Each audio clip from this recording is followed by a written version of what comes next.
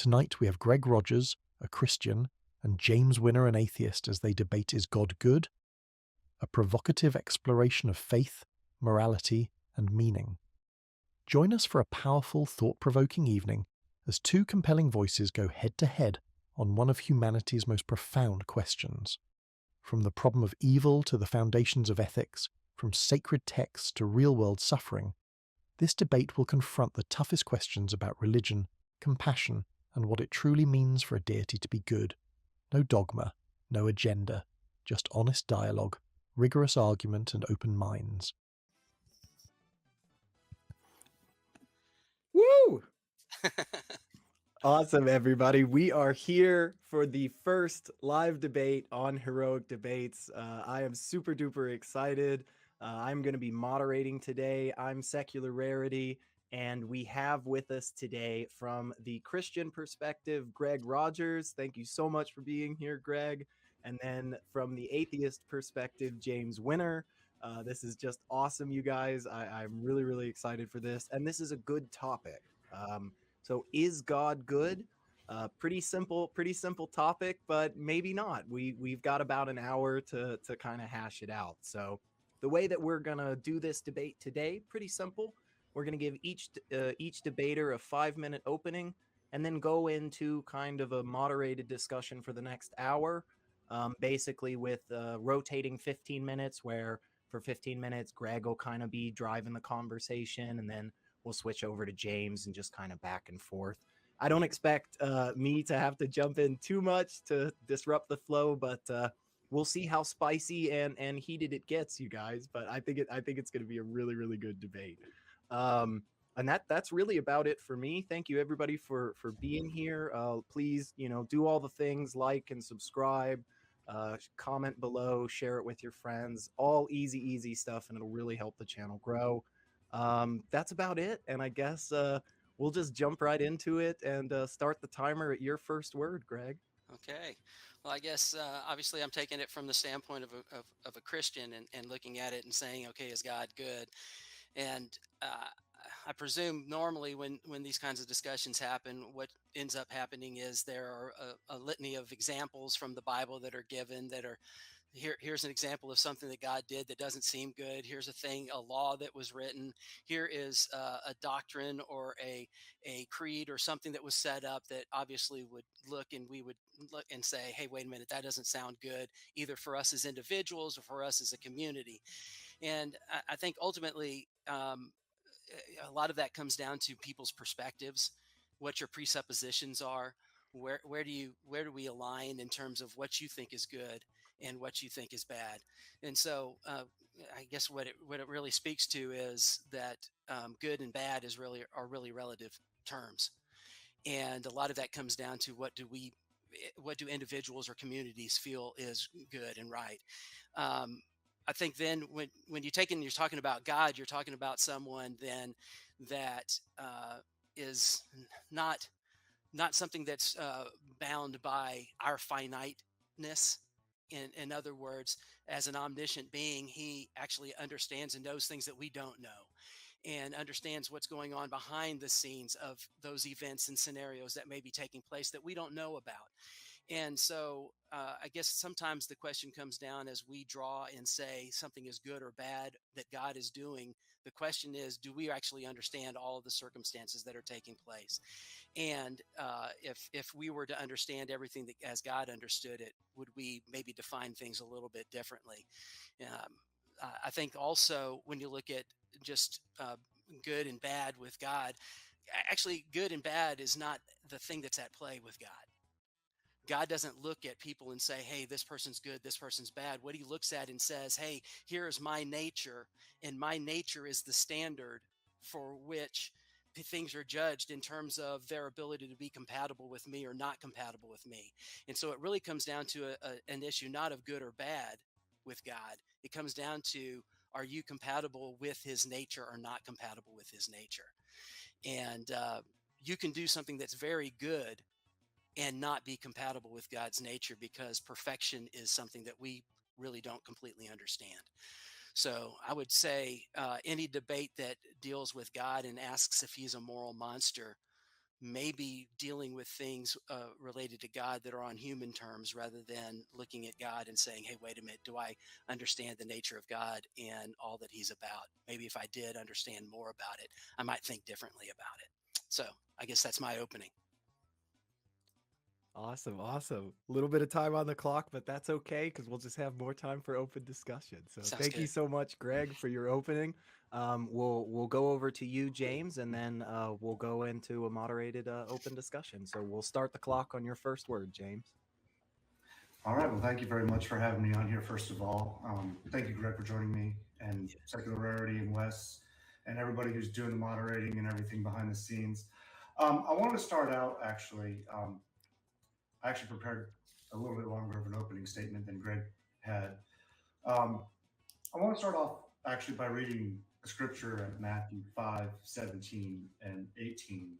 And I'm using an online version of the Bible from the King James Version here.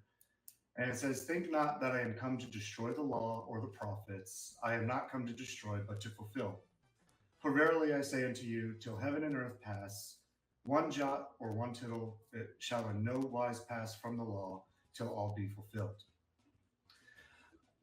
So what I'm going to do, like what Greg said, is I am going to be using the Bible to show examples of why I don't think God is good or a moral being. And before I get into the examples, though, I did have one question I wanted to pose, because we have examples in history where people have committed extreme acts that most any person would consider immoral. We have people like Hitler, Stalin, Bundy, Dahmer, just to name a few examples. And we consider these people morally reprehensible, and we do not excuse their behavior, but rather we look for ways to bring them to justice, even though we know it doesn't always happen. So my question is, why do Christians look to excuse behavior by their God that is immoral and worse than people that I just mentioned above, while at the same time looking for justice against people that have done the same things? Now, while I have many examples I can think about, I'm only going to talk about a few. I'm going to use examples from the Old Testament and the New Testament. And so the first example that I have that I want to start off with is what, in my opinion, actually, is probably the most egregious act that God could have ever done. Now, according to what I understand from Christian theology, most Christians believe that God is all-knowing and all-powerful. So my first example based off of that is when God created Adam and Eve. So if he is all-knowing, he would have known that they would have eaten of the fruit and caused the original sin. If he is all-powerful, he would have been able to make them in a way where they wouldn't have eaten from the fruit and still not violate whatever free will is in their theology. So the implication is that because of the way that he did create humans from the very beginning and being all-knowing and all-powerful, that every human that has ever died in history, starting with Adam and Eve, would be directly God's fault, because he would have known from the beginning what he was doing. And then at the same time, set up a system where the idea of being saved and getting a reward is by means of an overly elaborate and slow-moving process through millennia. And then the only way to be part of that reward is to find a religion that started thousands of years later and at its start wasn't winning over converts by love and acceptance, but rather through fear and death. Now I'm going to move on to my second example here. And I know this is one that atheists use a lot. I see some clipping on my mic. Let me adjust this real quick. See if that makes it any better. All right. And for this one, we go to Exodus 21. And I'm sure everybody's going, oh, I know what that is. And yes, slavery, exactly. And Exodus 21, God lays out how to purchase, treat, and trick people into slavery. For example, verses 4 and 5, while people can own slaves from their own people, there's a way to trick them into staying if they have a wife and kids and don't want to leave their families. When they leave, it is to be by themselves, and the wife and kids have to stay. But if that slave wants to stay with his wife and kids, he will then continue to remain as a slave. In modern times, we call that emotional blackmail, which, being I've had experience in this, is a characteristic of a cult. And then verse 21 gets worse when it says that you can beat a slave, and if he doesn't die in a day or two, then there is no punishment for his master. As mentioned at the opening, even Jesus didn't come to change the rules on it. Slaves were treated as disposable people. Mark 12, 1 through 12 shows that this is the case when Jesus gave a parable about lending out a vineyard. And when he went to get paid for it, he sent many slaves, and a lot of them were beaten and killed. He said this in a manner of... We have just hit the time for the opening. If you want to finish the thought in like 10 seconds, you can go ahead if you want. Okay, I'll just finish this up. Yeah. Where was I? I give my time, the balance of my time.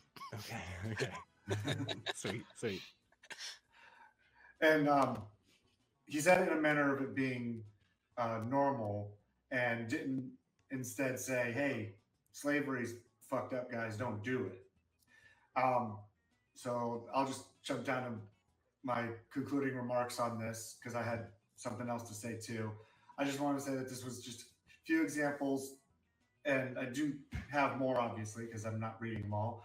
But I believe that the God of the Bible is not moral based off what people believe to be his written word and an accounting of his own actions. So I'll leave it at that. Thank you. And thank you for your opening, James. We appreciate you. Before we go into our moderated discussion, which again is going to be kind of a 15-minute back and forth, where we'll start off with Greg kind of being in charge of that conversation. Greg, if you kind of want to jump in a little bit and say, hey, maybe you're not answering the question exactly, we'll flip over to James, and he'll be able to kind of ask some questions or lay out some points to have you respond to. For everybody out there watching and hanging with us, thank you so much. Of course, make sure to go check out the description to find all the great stuff that James and Greg do when they're not on this wonderful channel. So their links are down there, as well as a link to the after party at the end of this debate. We are going to be hanging out over in the pigsty with Math Pig. So definitely make sure you come hang out with us. But enough of me. Nobody's here to hear me talk. So we are gonna start the open conversation. And Greg, you have the first 15 minutes to kind of drive, like I said, and then we will. I'll just jump in the next 15 minutes and say, all right, James, it's to you. So go ahead whenever you're ready. You bet. Yeah, I mean, I think ultimately, and I feel this way really truthfully, I think it is incumbent upon the Christian to be able to answer those questions. I think if there is a God, then everything you have brought up is legit. He is either who he says he is or he's not. In which case, if he's not, then we shouldn't worship him. So I guess the best thing to do is just kind of take your questions, and I'll try to answer them as best I can. I know I'm a person, so I'm just doing the best I know how. But I would start, I guess, with your one about Adam and Eve and God creating people, knowing in his knowledge and his omniscience that they're going to fall. If they're going to fall, that does sound pretty contradictory. I mean, if he's a perfect God, then he's supposed to be perfectly loving, supposed to be perfectly content. He's supposed to be perfect in every way. So he doesn't need anything these people are going to have to offer if he really is perfect. And for him to create these beings and then say, hey, I know in advance that they're going to screw up and they're going to end up with a threat of hell. I agree with you. It sounds screwed up from the standpoint of him. If he's really saying that he's perfectly loving, that doesn't sound perfectly loving or perfectly compassionate at all. And so I do think it requires a little bit of thought and probably going back and looking and seeing, okay, what really is transpiring. I think number one, when you talk about Adam and Eve, you got to remember that Adam and Eve weren't the first ones that were created with a will of their own. It didn't start there. At least biblically, it started with the creation of the angels. So if you're going to really ask this question, you ought to go backwards and say, hey, wait a minute, why would a perfect God, who's a God who's perfect in every way and omniscient, create anything that has a will of its own? Starting with the first ones that did, the angels. And if you really do walk that through, I think what you end up coming to a conclusion is the only thing that makes sense is that God would be compelled to do it. Because if not, how in the world could a loving God do this when he knows that a third of the angels are going to rise up against him and are going to rebel against him, and now a third of the angels are going to go to hell? That's even worse than one or two people, right?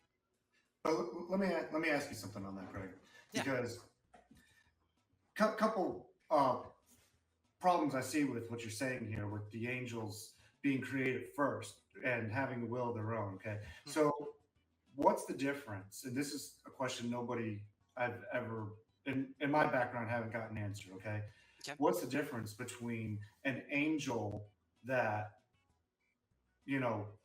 exercises his own free will or his own thought, his own whatever he wants to do, versus a human? And the only answer I've seen is the human has to grow old and die, whereas the angel still gets to live on forever to an unexplained amount of time later, whereas humans don't. So, like, the system of fairness is definitely skewed in a very large way. Yeah, in large part is skewed against the angels. How's it skewed against the angels? It's more skewed against humans because we die after less than 100 years and angels still living on for millennia. Exactly. So if you're an angel and the wages of sin is death, for you rebelling against God is death. And the only death that you can die is an eternal one because you're a spirit being. But yet when God creates humans, they're capable of dying in a finite way. So God can say in perfect justness, hey, I've carried out justice against your sin. You've died, but now your soul is still alive. And your soul is now, if you've placed your trust in what Christ did on the cross, actually is in a position where it is represented by someone else now. And you're in a state where you're starting over. You actually are in a state where you're not at odds with God anymore. It is a blessing that you can physically die. Because from the perspective of a perfect God, he can be perfectly just and now give grace and mercy to you without that being something that's not just. But how does an angel die? Like, what do you mean by an angel dying exactly? Great question. For a spirit being to die, the way that a spirit being dies is to actually be separated from the one who is the giver of life. At least is the way that God explains it in his word. They're cast into the lake of fire, and they're left there in a state where they are separated from God for all of eternity. So eternal death is the death to fear, not physical death. Physical death is actually a blessing when you're looking about things from an eternal perspective.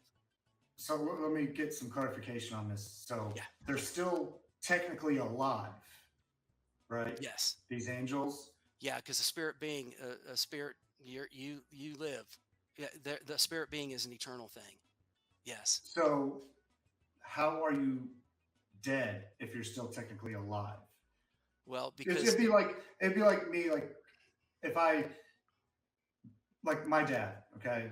Yeah. I don't get to see my dad right now. He lives in another state, 10 hours away from me.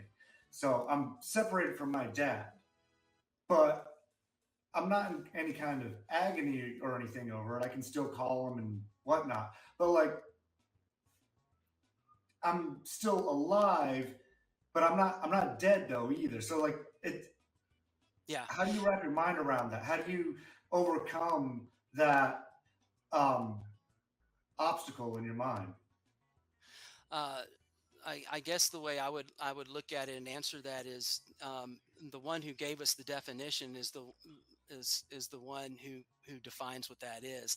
He says the second death is basically to be separated from him from eternity. He just calls that the second death, and I'm assuming he means that from the standpoint of, if he's the giver of all good things, which is what he he defines and says that he is, then if I am separated from the giver of all good things, then it would be like death. I mean, it would be, all I could experience was all the worst in life, or all the worst that there is in existence in separation from him. And that's what he's describing. He uses a term death because that's a term that he hopes that Will might be able to connect with. But what he's describing is there's two deaths. One is physical death. The other is separation from him for eternity. So I guess my question, if I were to redirect and say, okay, you had asked about this from the standpoint of, is this a moral thing? And is this a necessarily good?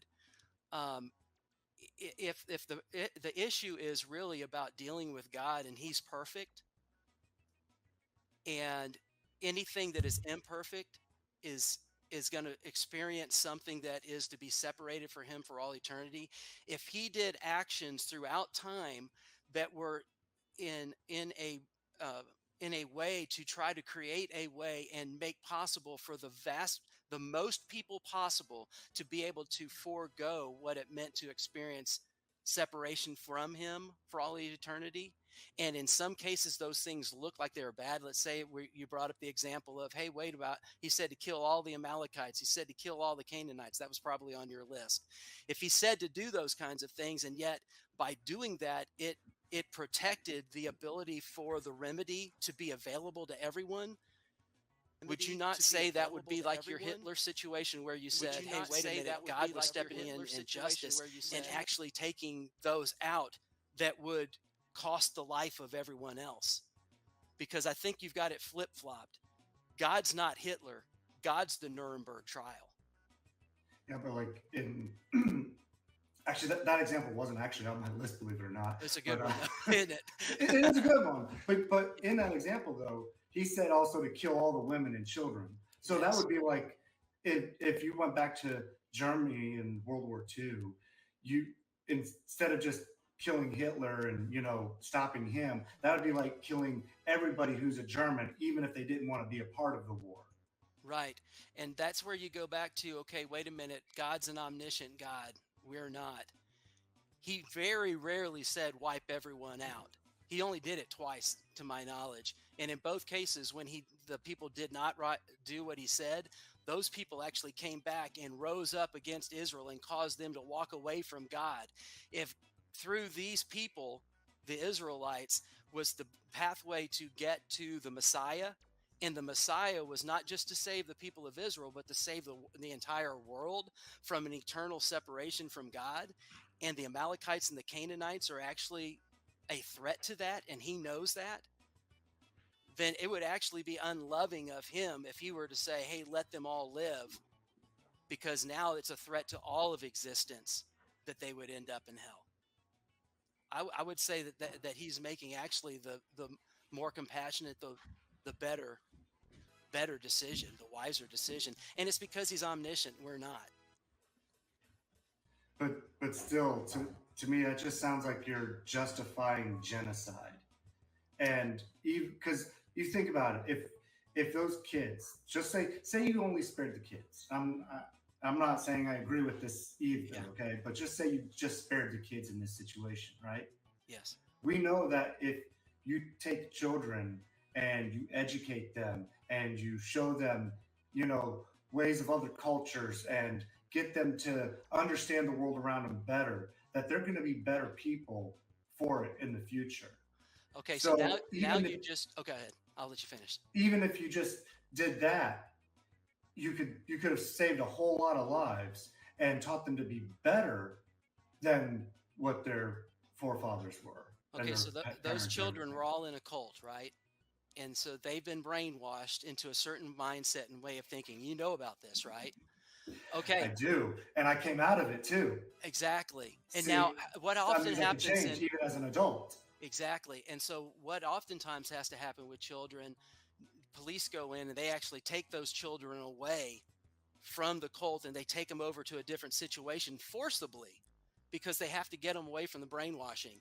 Now you just Yeah. described what God did in many cases when he said don't wipe them all out, but take these portions of that culture and bring them in, and they are going to be your slaves. They are now Yeah, but in the tutelage of a people who actually have a right relationship with God and can be redirected towards what they need to do. so are you allowed to justify him saying kill all the women and children in this situation just because he doesn't do it in this other situation? Again, he's an omniscient God, and what I said, the way you keep going back to it is saying he's killing all these children because in some way they are innocent. What God is looking at and saying is in the future he understands what those children are going to grow up and do, and he understands better what's going to happen through that process. And in fact, if you look at both those situations, the children did grow up and do exactly what God said that they would do. They would lead the children of Israel away from him, and they would cause great destruction among their people and other peoples. So was God justified then? And all the question is the timing of it. So if you could catch Hitler as a baby and you understood that Hitler was going to go on and do the Holocaust and all of that, and there was no way to transform his mind, he was going to carry out that no matter what, would you be justified in saying, hey, maybe this one, if we could cast a judgment on him now, we could do that? As a human, absolutely not. You can't do that. Why? Because you're not omniscient. If you're God, you are omniscient. And he is heading off greater destruction by what he's doing. But see, then to flip that on you a little bit though, like if you go to the example of the Exodus account where God hardened the heart of Pharaoh. So he purposely hardened Pharaoh's heart to do what he wanted him to do. And then so that way he could go ahead and do his miracles, if you want to call them, or up to killing all the firstborn of Egypt. So now God made the situation be that way. Couldn't he have also, if he has all this power and everything, flip that script and with these kids say, hey, you know what? I'm going to let you guys change as you grow up so you don't turn out to be this way and you still be a better society. I think he does that. He does that when he takes some of the folks and makes them either, whether they're slaves, or some people actually would define it as they were actually slaves. The language actually used could be that they were actually integrated into the families themselves. And so, and in some situations, it may have been a slavery thing, like police coming in and saying, we're forcibly taking you out. In other instances, it could have been when allowed, or when the people would go for it, they would be integrated into the family. God is not giving one recipe and saying, this is the way I'm doing it. In his omniscience, he's using what's necessary in each of the situations. Why? Because he wants that none would perish, but that all would have eternal life. He is actually fighting for every single person. And the problem is in our humanity, we don't understand that because we see through the lens of our justness. And sometimes also through the lens of our hurt and our experience.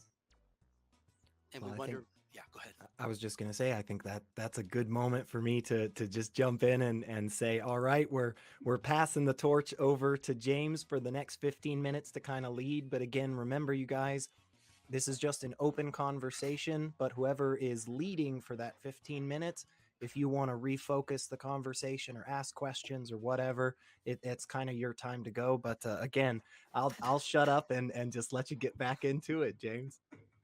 All right. Well, so I wrote down a couple notes while you were giving your opening here, and you, in your opening comments, you mentioned that good and bad are relative. Now, and I to a point, I get that. Okay. But if you're looking to God for your ultimate morality and everything, and like I asked earlier, well, how can we justify these acts that were written down by God in His Word.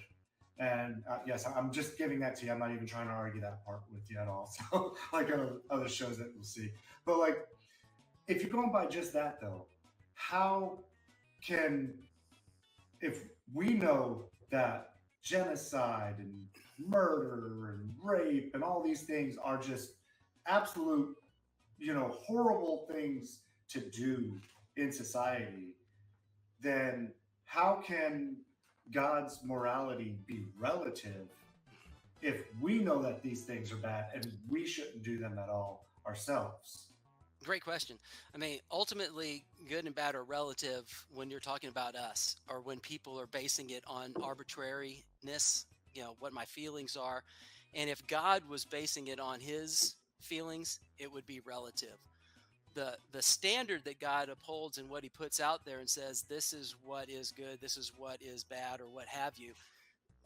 And again, I think those are the wrong terms. I think it's actually, is it perfect or is it imperfect? Aligned to his standard of his essence is that God is something. It's not that he feels like something. It's not that he arbitrarily decides that he likes this thing better or something along those lines. It's that his nature is this way. And therefore, to be able to relate to him, you have to be compatible with that nature.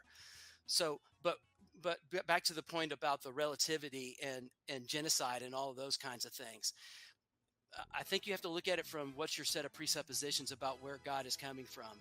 If you come at it and you look at it and you say, well, God is obviously bad because he's done these things, then you've put God in a position where you're saying, hey, justify to me why these things are actually good, right? And he absolutely should do that. That's what he you absolutely should do that. Absolutely. He should do that. He should tell us why he should tell us why genocide is okay. He should tell us why slavery is okay. He should tell us why rape and incest are okay, because all these things are in his word. In his word. And he's okay with them. Exactly. He doesn't say don't do them. No, I agree. And that's why I ask these questions, because we know that these things are bad. If you go and try to do these things outside the walls of your home, yes, and you get caught, you're gonna get in prison and get long sentences. And we know these things are not good. They're not healthy for society. They're not healthy for your emotional state or anything. And we know these things because of science and research we have behind the impact that these things have on society. And yet God says it's okay, but because and you're on the side that God is moral and good, mm-hmm. So you're taking that presupposition that because it's God, it's okay. So in which case I should have to go into the Bible, or I'd have to go into the Message and see, okay, wait a minute, whether it's historical facts about what transpired in those situations or what God wrote about in his word or what have you, and see God actually give us a reason for why he did those things. So you're exactly right. Either God has got to justify himself, or I need to look at those stories and say, hey, wait a minute, if God really is who he says he is, which is perfectly good, let me make sure I understand the nature of what's actually being told in those stories and make sure I understand what is transpiring in those stories. Because it could be that my understanding of what's happening in those stories is wrong. And I can give you an example of that if you want to hear an example. I'll have you do that in just a second. I just want to say I'm okay with knowing the reasons behind it. Yeah. But the problem is when you read the Bible, you don't get those reasons. You have, this is what it is. And history it can get very hard to search through and find stuff that would actually be factual relating to those stories. So really all you got to go by is the Bible. And there's a lot of archaeological evidence too. I know there is, okay. But still, it doesn't give you the full picture of everything either. That's true, and I think that's the reason why basically all of us are taking a step of faith. We say we know things, we actually believe things. So right now, you're in a position where you believe that God is a genocidal maniac, I guess, and But and I I mean, would say, hey, wait a minute. If we go back and look at those stories, I think you'll actually see that he's more the judge in charge of the Nuremberg trial. so, but I actually kind of want to switch gears here a little bit because Okay. I'm trying to keep with my time and everything. So let me ask you a question. I just, if I could, just a simple yes or no, please. Did God create hell? Did God create hell? Um, it's a hard. I would say I will say yes for the purposes of what you're thinking. Although I don't know that to say that he made it is actually the right terminology. But Because if it's the you believe, absence of him, if he places you where he is not present, then it is a state of being that actually is what occurs when you're not in his presence. well, even by your definition, he still created that place, though. If he's the creator of Yeah, everything, he ultimately created it, right? right. Whether you believe it's And that's why I said yes. absence And that's why I said or yes. believe it's a torture chamber where you got straws being shot through your nails or something like that. Right. And that's why I said So yes. That's why I said yes. I think for the terms that you're using, I think the answer is yes. right. So God creates this state or hell, whatever you want to define it as, knowing that he's going to send people there or other angels there. So again, why, if he's moral, if he's just and everything, why Yeah. it's like to me that's like creating a prison for a child just born and you don't know what they're going to do. Mhm. But you're anticipating that child to screw up. But yet in this case though, he knows the child's going to screw up, so he creates him anyways to be that way, lets him be that way, and then punishes him for how he creates him. I mean, that's a great So question. I spent 3 years thinking about that question, just to let you know. Unfortunately, it's about a 30-minute answer. If I would give a shameless plug and say that's what my first book's about, Created the Devil's Apprentice. It actually dives down into that question. I think ultimately where you end up falling is the only way that you can justify it or that God could justify it is that he's compelled to do it. And then the next question should he's be, wait a minute, compelled to do it. how could God be compelled by something if he's God? Because then that other thing would be God. The answer to that question is that he's compelled from within. It's by his nature that he's compelled to do it. And it's the core of his nature. It's his perfection that does it. And the He's reason why he's compelled compelled, to send people to hell, knowing he's no, supposed to send them to hell. he's compelled to create them, even though he knows that a third of them will end up going to hell. But And so you it's have to like ask what could be so compelling to a perfect God. That's the next question. And the only thing that would be compelling is if he could. The only thing that would be that valuable to him would be if he could have more of himself. And if he couldn't have more of himself, if he could have more of himself, and yet for some reason there were things that he didn't want to do, like create the angels because they're going to end up in hell, and he doesn't want to do that because he's a perfectly loving God. It would be that, hey, if I don't do this as God, I myself could become imperfectly discontent, in which case I would end up in my own version of hell. So then you'd have to ask, then how is that justified? And the way is that he would create a plan that would allow everyone to have an out along with himself. How far would God go to maintain his own perfection and yet save everyone else? He'd go all the way to the you cross. you you mean like what I said in my opening comments, the overly elaborate, slowly moving plan. Yeah, I took that line from Austin Powers movie. Oh, okay. but that's what it looks like though. It's an overly elaborate, slowly moving plan that has so much vagueness to it that if he really wants to save everybody, really has this desire to save everybody, then why are there atheists? Why are there people that are Muslims and Hindus and every other religion in the world that isn't the Christian religion? Yeah. If he wants everybody to be saved, and Christians aren't the largest religion in the world even, so why would it be not even the biggest group on earth that is the right way? Small is the road that leads to life, and few will find it. But broad is the road that But leads he to wants life. everybody to find it, though. But he So why wants not everyone make to it find it. easier? So you have to go back and say, okay, if God was compelled, what was the way that he would actually be able to know himself better? Why would you create something for the purpose of, well, the angels to worship? The Bible says that God can inhabit the praises of Israel. He can inhabit the praises of a created being that has his own will. If he can inhabit that, then See, he can know himself in a way that he couldn't know himself before. If he knows he can know himself in that way and yet doesn't create the situation that would do it, he would have to be able to be content with that situation. And what God said is he's such a great treasure that he even can't be content if he knows he could know see, himself better. earlier you said though that oh, geez, my thought just escaped me.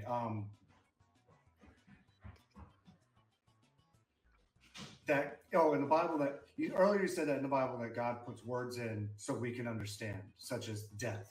You know, your version of saying death was a separation, but you said he uses words we can understand, right? Yes. Yes.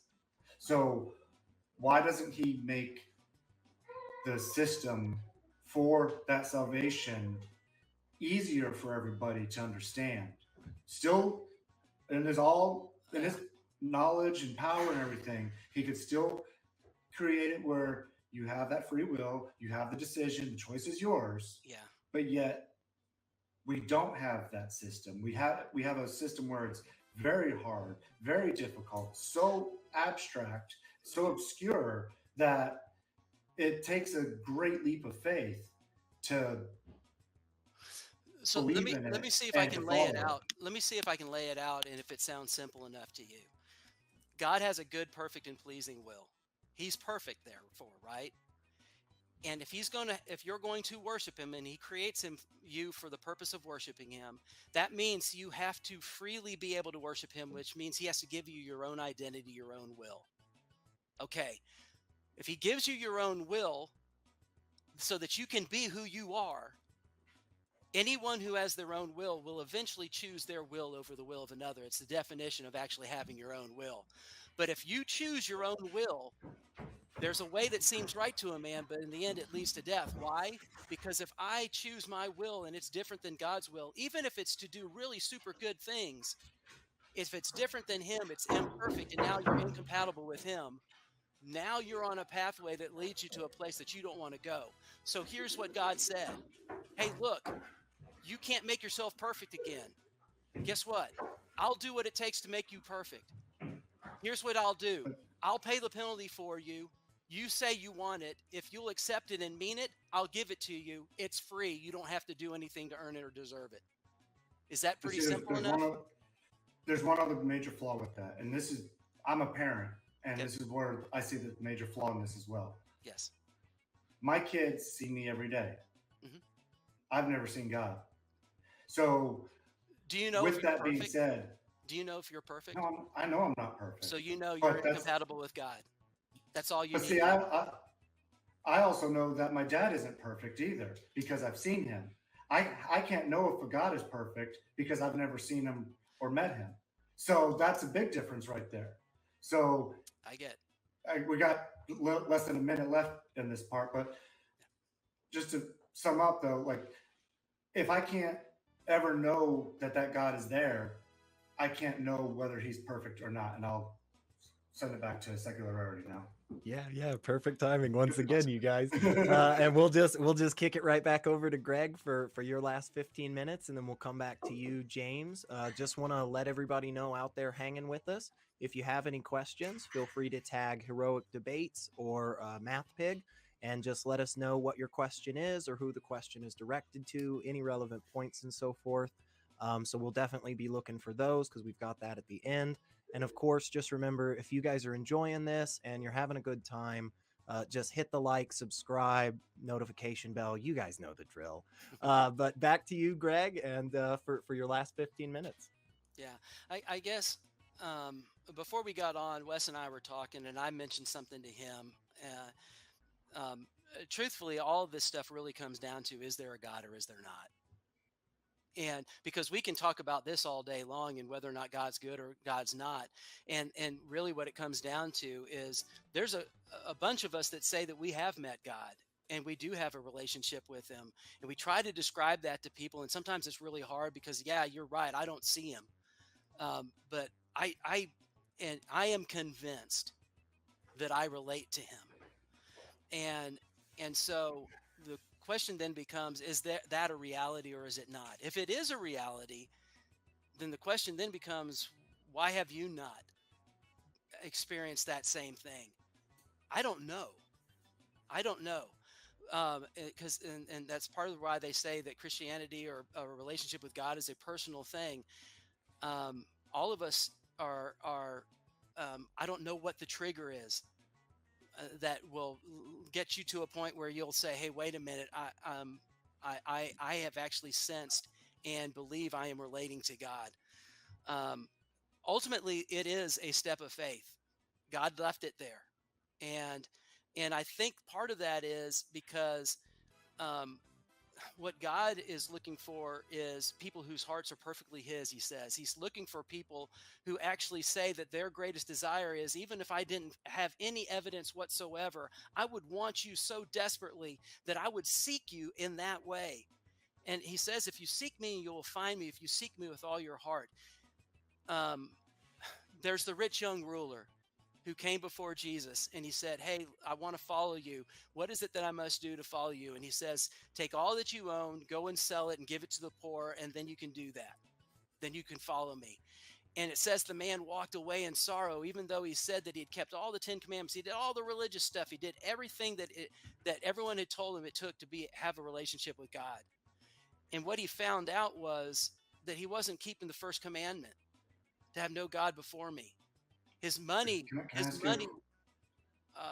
I guess so. I mean, I would just, all I would say is that he was proving that he actually longed for something more than God first. Well, let me ask you a question on that, if you don't mind.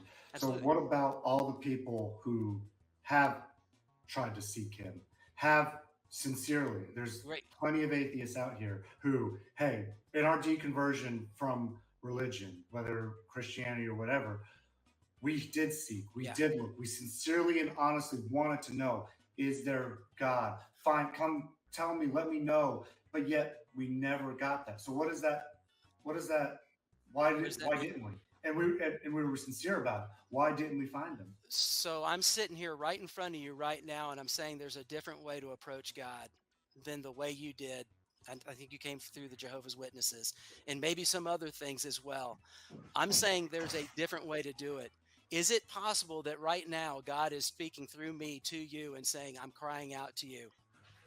I'm crying out to you, and if you really want to know me, Greg's one that can tell you how to know me. So are you telling me that the way I was seeking is the wrong way?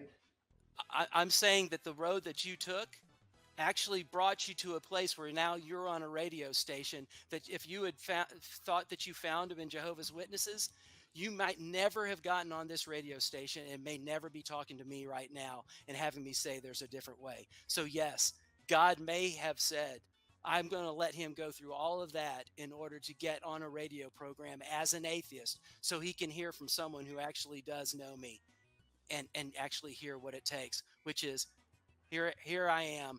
You're not perfect. God says, I love you so much that in my love for you, I will provide what my holiness demands. I'll die for you. There you go. And all you have to do is say, God, will you make that remedy apply to me? And if you say it and mean it, he says, right then you move from death to life. It's done. That's it. Simple.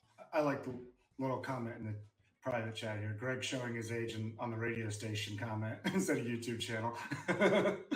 Oh, I may. I just thought that was funny. I'm 52. I'm 52 and an old fart. And probably still, if I text, I probably sign it at the end. So yeah, I get it. I just thought that was a funny comment. But going back to that though, but why would? Here's what I think of. God wants to save you from all this, Yes. Yet, I look at it like this, okay? Children have their own free will too, right? Yes. So, said child goes out into the middle of the street, a car's coming. Mhm. Do you stop? Do you just stand there and watch the kid get hit by a car because that was his free will to go out in the street?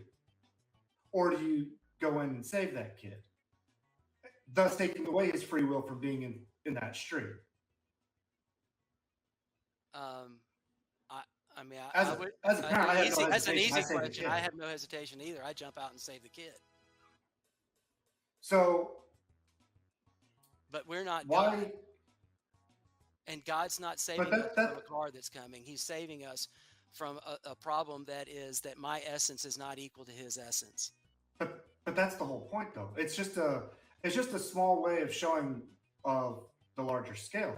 Because if he has the power and the knowledge of what everybody's going to do in their lives Yes. throughout all eternity and everything, why didn't he just step in and save everybody from it, period, rather than making them suffer? Now let's put it in, Because say free the will kid gets hit worship by the car requires that and it doesn't is- die. Yeah.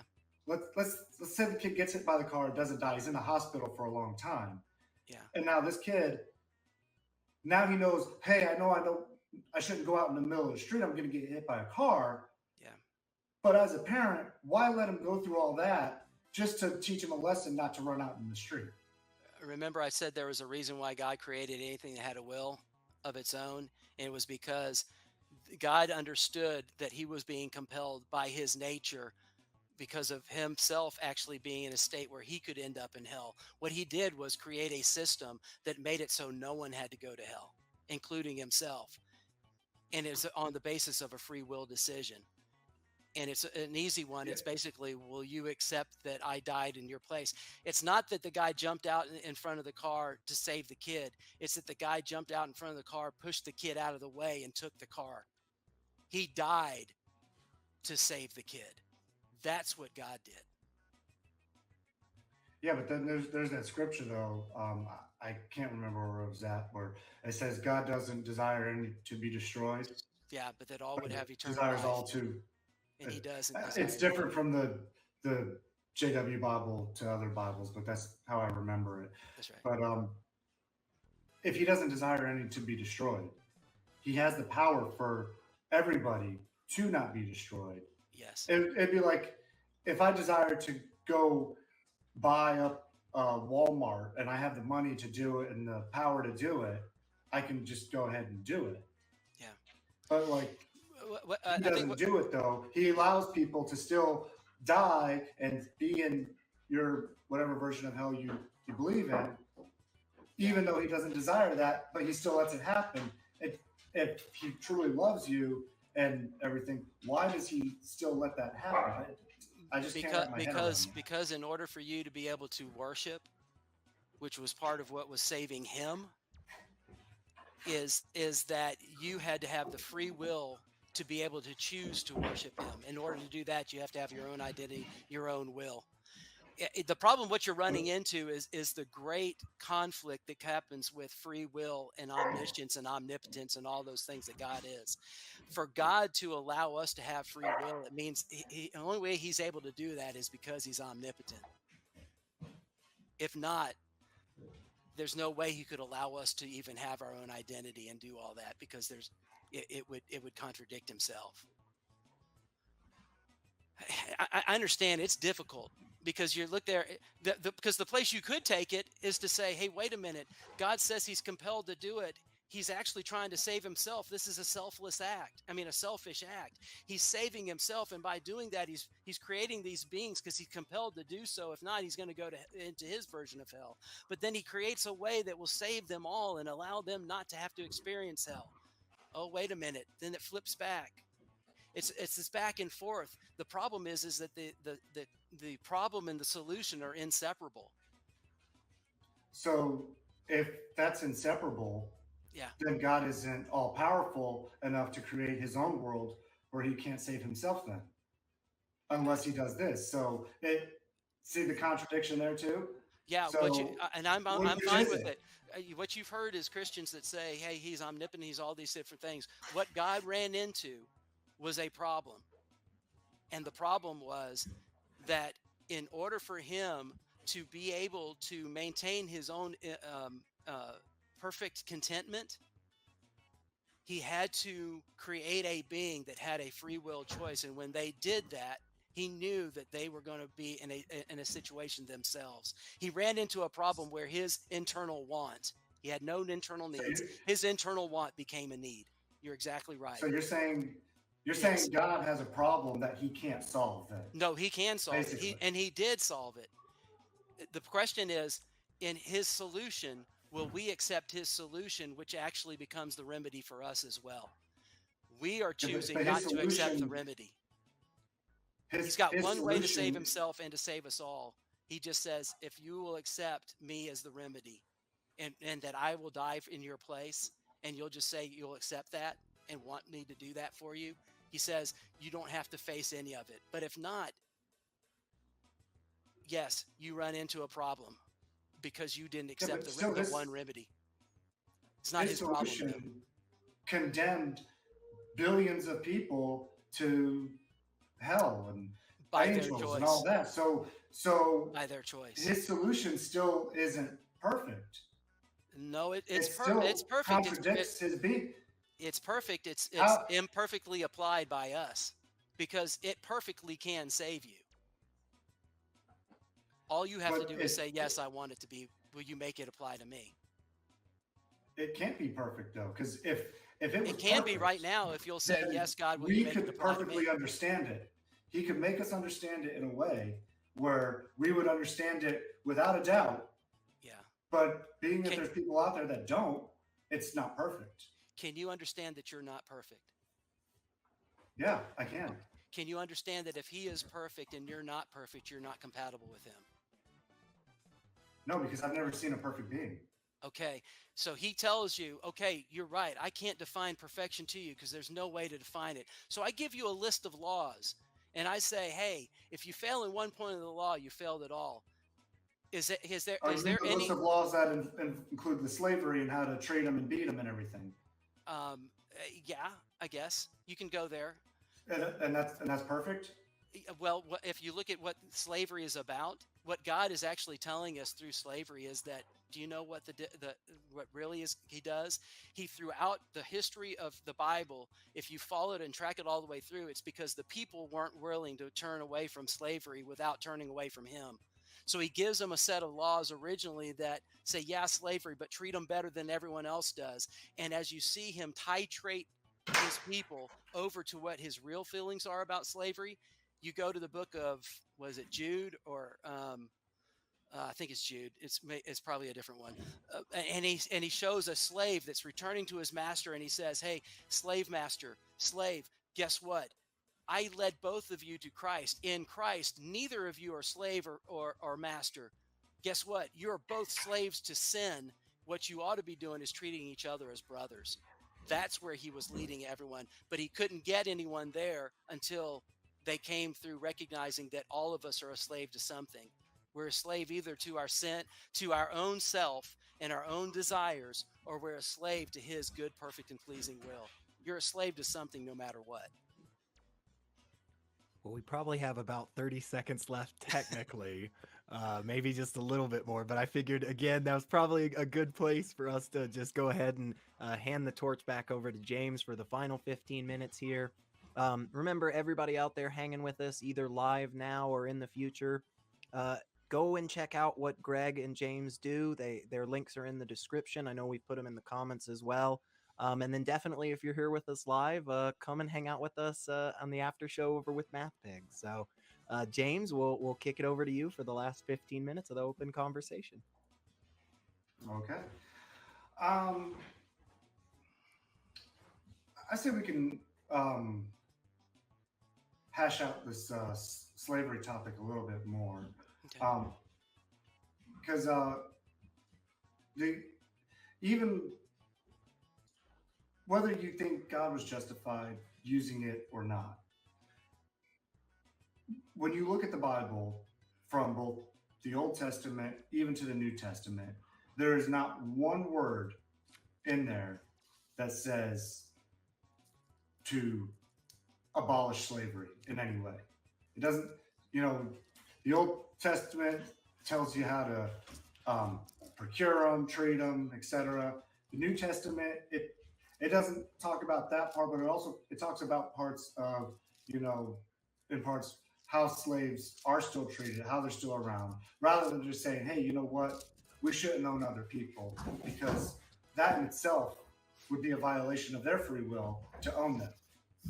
So God gives free will, but he also tells people that it's okay to have slaves, which in essence violates their free will, because now those people can't do what they want to do of their own volition.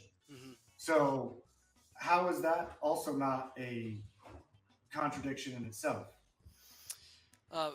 First of all, again, as I explained, if slavery is a state that's going to exist regardless of what God does, from the standpoint of either you're going to be a slave to his good, perfect, and pleasing will, or you're going to be a slave to sin itself. There's no way to abolish slavery. Now, I know, and I'm talking in a spiritual sense. Now let me do what you're talking about, which is to take it down to a human sense, because that's what you're really talking about is, hey, how could he let people be slaves to other people and that kind of a thing? And you said that he never says to abolish slavery. No, he didn't come out and say the words don't abolish slavery. What he said was, as you track it through from the Old Testament into the writings of Paul, over into the writings, I think it's in Jude again, I can't remember exactly. But what he writes about is that he is slowly moving people from a state where they will not give up slavery because that's what they want, to one where he says that there's no slave, there's no free, there's no master, there's none of that stuff. What there are is either saved or not saved, and where you end up is in a place where everyone should be looking and saying, this is my brother, this is my sister, this is not a slave or master situation. So he gives you where he's trying to lead you to, and he definitely tells you that in the Bible. But what he also does is say, what's the remedy to slavery? It's the same remedy to every form of sin. It's that you've got to die.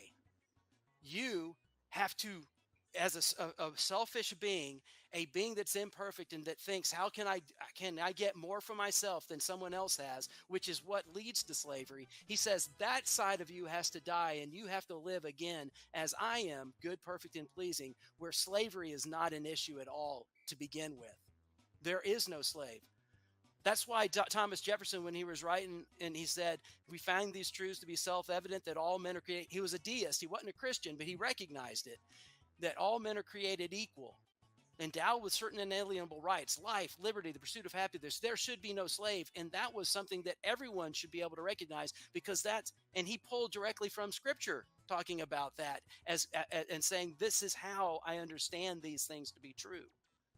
The problem is that when we say that we're going to define what our source of happiness is, if you define your source of happiness as anything other than God, then what you have is the freedom to hang yourself and to not have life and have it more abundantly. The problem is we don't define things the way God does. And because of that, we end up in a place where we are outside of his good, perfect, and pleasing will. The wages of sin is death. That's what you end up with. And slavery is a form of death. You want to deal with the slave issue? You deal with the problem of the human condition is the problem of the human heart. You've got to change the human heart. You're still trading one form of slavery for another in your version here. Yeah, I'm trading it to God's good, perfect, and pleasing will. I am. And he makes no bones about it.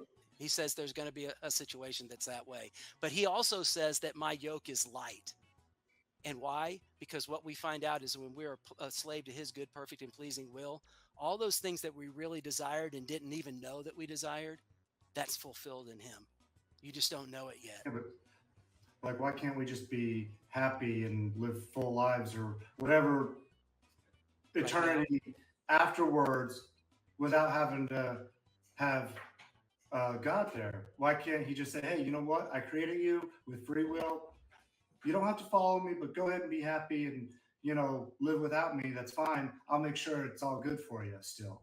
Because if he's the source of everything that's good, perfect, and pleasing, if you are outside and separated from a relationship with him, what's going to be the source of that good, perfect, and pleasing? What's going to be the source of that if everything good comes from God?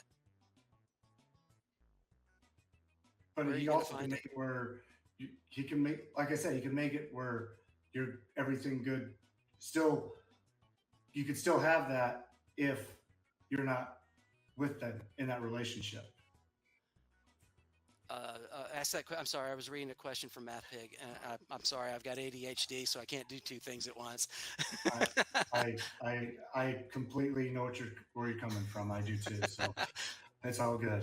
And I haven't had my medicine yet today. So, um, So why why couldn't he couldn't create it that God way? create it where you could be happy with or without him? Why couldn't, if he has all this power and omniscience and everything, why couldn't he just make it, hey, you know what? It's like, and again, I can only put it in terms I understand, okay? Yeah.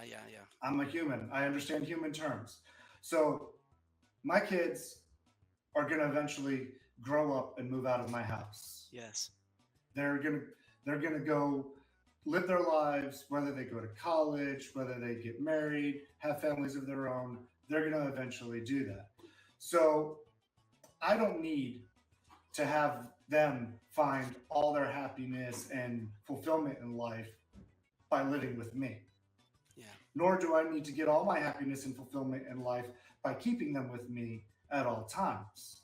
I find happiness in watching them go out and learn on their own and explore and, I get it. go through the bumps and bruises of life, but still, get up and keep on moving and learn to find their own way.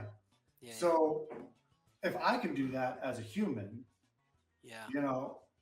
Why couldn't God do that as a perfect omniscient being? Well, I think you're recognizing part of the question that's there. I think you've got it flip flopped though, from the standpoint of you're equating God with you. What you need to do is Exactly, think I of it am. in terms of God. If you were God, if you were God and you were the source of everything good, then the question is completely different than if I'm a father to my kid and I'm imperfect and I'm not the source of any of that stuff. Because for you to say, I want my son to go off and live his life and have it good and do it independent from me, that makes perfect sense for me with you and me, because neither of us are the source of all happiness. But God is the source of happiness. Even when what the happiness that you're enjoying right now, even though you are not in a relationship with him, you're getting the residual effect of God as being the creator of this world. You are enjoying happiness residually from a God that right now you don't know. And you don't recognize that yet. But boom, here's one scripture I was always told growing up as a kid, that we were created in God's image. Right? Yes. And what that was always taught to me as and shown to me was because of that you are like God in that you have the same kind of personality, same kind of qualities and everything built into you. Yes. So if that's the case, I'm in God's image like that. I have his qualities, personality traits, I have thoughts that are like God because that's how he made you. So Originally. I can do all these things. Yeah. I can let my kids go and be happy and have fulfilled lives without me. And that's me. And God created me to be like him. So why can't he do the same for us? He did originally. It says that, the part of the reason why Adam and Eve walked around in the garden and had their own independent lives and didn't always have to be in the presence of God was because God created them in a state where they were able to enjoy and do good and enjoy pleasurable things. The problem is that while he created us in his image, the question is, are we still in his image? And the Bible says that no, all of us are basically dead. We're we are no longer in the state that we were in. And so you're equating how we live right now with how God originally designed and made it. And those are two different things. When God says he created you in his image, he says he made you like him, but not him. He made you compatible with his perfect essence, meaning you could live perfectly and do all the things that you say you wanted to do, but that he gave you your own identity, which means he gave you a will. And there came a point in Well, your life where you chose to do something that was outside of his will, and now you are no longer in his image. You're in your own well, image. the same is true with my kids, though. I had Exactly. kids. They have my genetic traits and qualities, Yes. but they're not me. And I think I've so got it. I think I've they, got it. James, if you were perfect right now and you were to let your sons go off and live and do everything that they wanted to do, and they were still in a state of being in essence like you, then they could freely come and go as they please. The problem is if they chose to do something that was outside of your will, James, and you were perfect, now they are incompatible with you. They can't come back and relate to you anymore. Why? Because that which is perfect is incompatible with that which is imperfect. Y- and You're equate. I'm gonna say no to that because you if you go back to the whole free will thing, Yeah. then I'm allowing them to do that. So why shouldn't I welcome them back? If I Because give them the choice to do what they want to do, yes, that means what they do, their will, is outside of mine now. So they yes. don't have the same will I do. So that's still not the same thing. Well, they have the ability to If I choose allow them to do according to this, your will allow at them all to times. choose. Yeah. Yeah, but that's not free will, though, is it? If Yes. I give them the choice, here, you can make your own choices, do what you want, you know, and I say, that's up to you. It's not up to me at this point. Now it's on them. So I tell them to do that. They do it.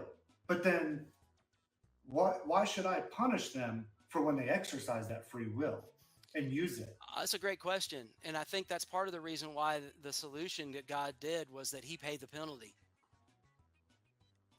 Because the only way to make that right was for the one who gave the free will and knew that that was going to be the path that it would go, that he would pay the price. And he has paid the price. And now it's up to your free will as to whether or not you will say, yes, make that remedy apply to me. Yeah, but now, so they go out and make a choice that causes harm to them, Yeah. and should and the Bible says that the wages sin Sin pays is is death. death. So, but even still, I'm going to take the sin part out of this, though. Like, just say they broke the law in some minor way or whatever, Mhm. and they go to jail for a couple nights or whatever. Paid the price for their mistake. But I wasn't the one who broke the law. I can't go to jail in their place. So, Right. but So I'm still not going to say, "Hey, you're not my son. I don't welcome you back." And our timing is Just ending right here. just So, jumping in to say we got just about a minute left in Yeah. in this little bit, and if you guys had any final points, go ahead and say them, and we'll get to the questions and answers. So If I can just say, I think that's the whole reason when you see the story of Adam being cast out of the garden, it's so he couldn't eat of the tree of life. If God had left him in a situation where he could eat of the tree of life, it meant that there was no way that he could die in a way that was not eternal. And therefore, God be able to make the provision of mercy and grace available to him in a just way. He actually makes it possible for mankind to be able to receive his grace and mercy by letting us face a temporal death.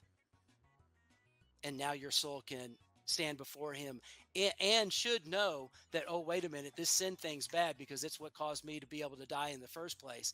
I don't want it to be permanent. I want it to be, thank you for letting it just be temporary. And now if I choose the remedy, I don't have to face it ever again. I can't think of a more just, more merciful, more loving, more compassionate way that God could have approached this thing.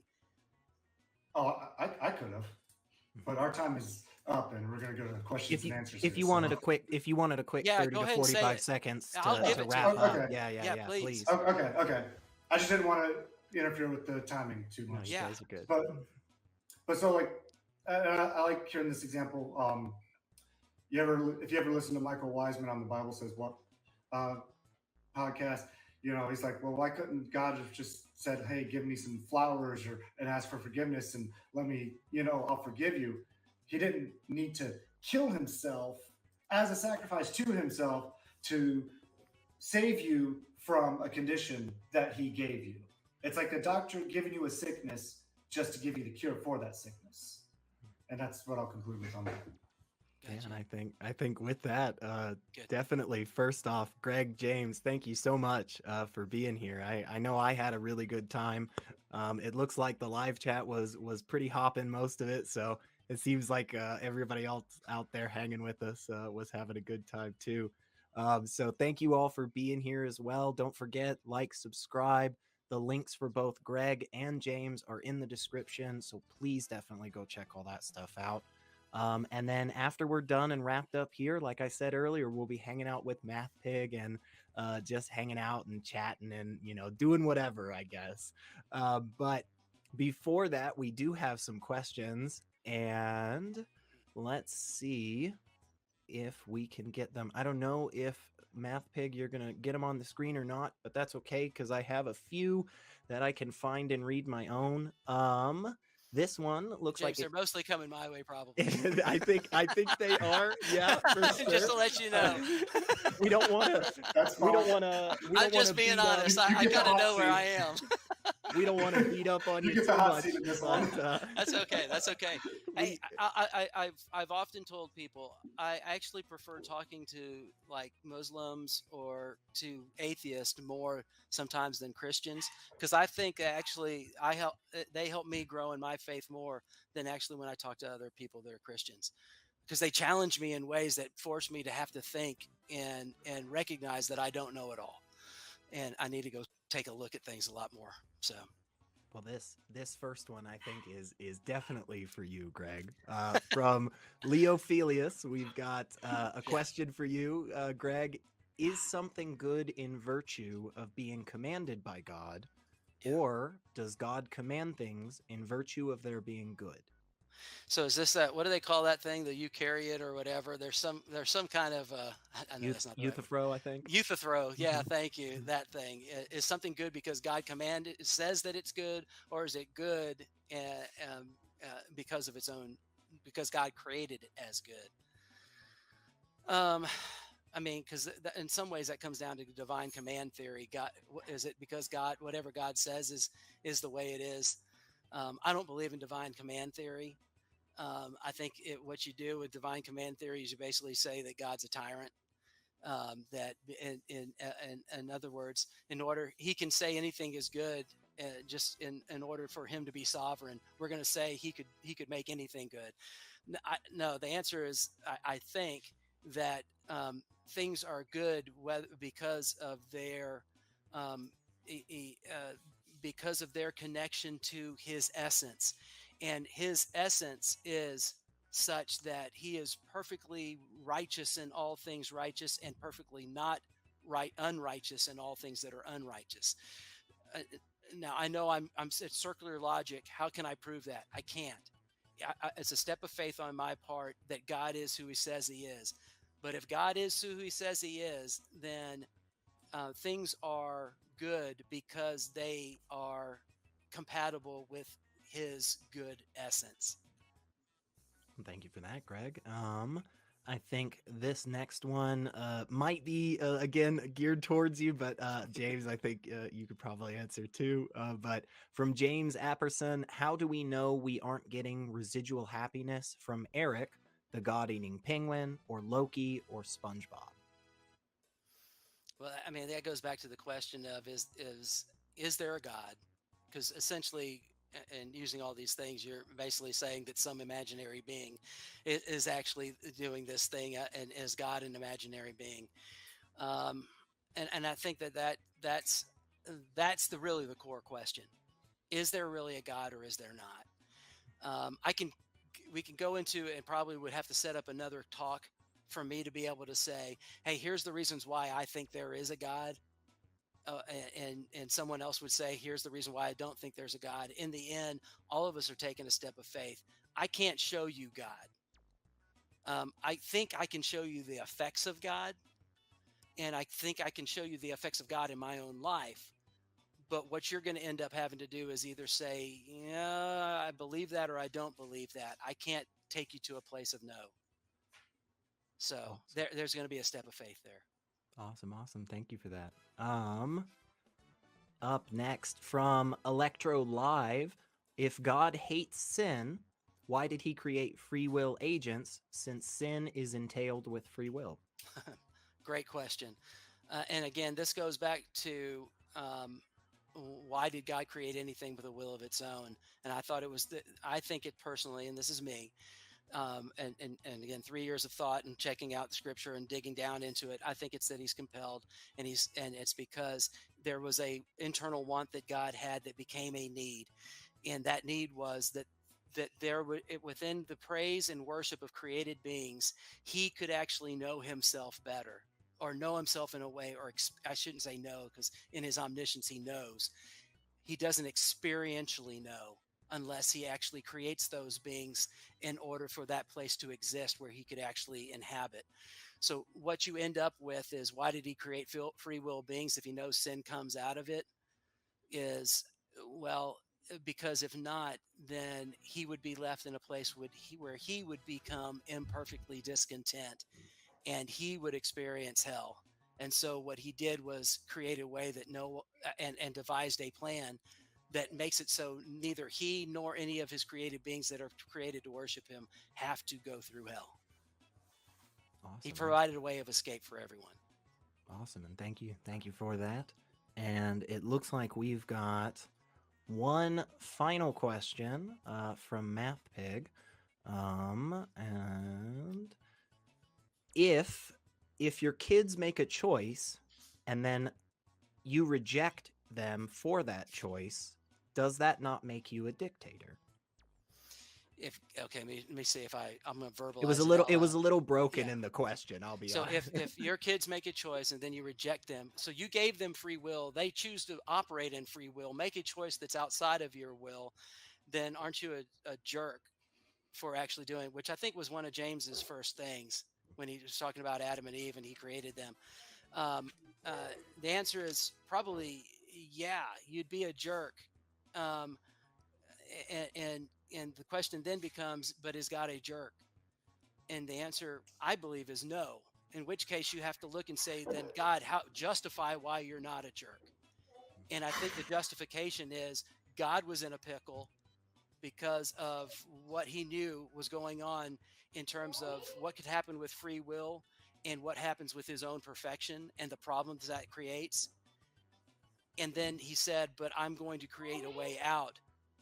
If he would have just said, I'm going to give you free will, you're going to get stuck in it, and there's no way for you to get a way out, then I think he's a jerk. If he says, hey, I'm going to give you free will, you're going to screw up, but don't worry, I'm going to give you the remedy for it. And it's really simple. You just say, give me the remedy, and I say, yes, here it is. Then I don't think you're a jerk, especially if he actually would suffer. Then I would probably be a jerk if I said, hey, God, I'd rather you suffer so that I don't have to go through this, even though the answer for both of us is that I would end up in a place where I'm at odds with you, but you give me a remedy and that fixes it. And now it's fixed for both of us. I think so then we are the jerk jerks. for giving it to you in the first place, though? He would be a jerk if he gave it to you and then give you the remedy for it. But he gave you the remedy for it. No, he gave you the remedy for it. But he gave you the problem too. He gave you the problem because he was in a problem too, but he gave you the remedy for the problem. It'd be like if I said, hey, here's a shirt. You dump this on. Hey, I'm going to give you the free will. You can dump this on your shirt and it's going to ruin your shirt. And I know that you're going to dump it on your shirt and ruin the shirt. But then I give you something else and say, hey, and if you'll throw it in the washing machine and wash it with this, it's going to come out and it's going to look perfect. And you're never going to have to worry about this again. That's what God did. He took us through multiple steps. He took us through multiple steps that fixed the problem for both of us. The problem is that we don't want to throw. We don't want to. but we sit there and say we're not willing to say, okay, I'll use your remedy. I won't use your washing machine. Why won't I use the washing machine? Because I don't want to. I don't like washing machines, but it's free. You don't have to pay for it. I gave you the detergent. I gave you everything. I just don't want to. That's essentially what we're saying to God. We'll hold the rest of this for the after party over at Math Pigs, but Yeah. definitely we appreciate you both. Before I do the kind of whole wrap up and end it all stuff, I wanna give you both a minute to 2 minutes if you had any final points or just some nice things you wanted to say. We always love that stuff. Oh wait, Frustrated. it looks like we might have one more. Christians have a way to account for morality. How does secular rarity account for his? Well, the good news is I'm the moderator, so I am not required to answer those questions because I'm not one of the debaters. But frustrated atheists, you can come over and hang out at Math Pig for the after party because I will be there and we will be chatting it up and rolling into mud is what I hear. So, but let me just throw it back over to our awesome debaters. Once again, y'all, their links are in the description. Please go check them out.